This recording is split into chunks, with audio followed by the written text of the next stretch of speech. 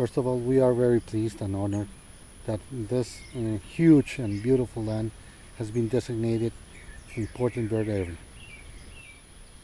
Being designated as important bird area gives us a new level. Also, we have a much higher social responsibility, and we are glad that we can show this beautiful territory to many people.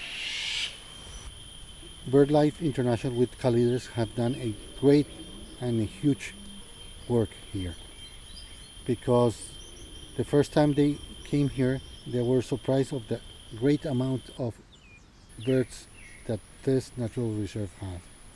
At the moment we have 250 species of birds. The main objective is that we have to conserve it, because this designation is giving us the support that this land is very important for the world.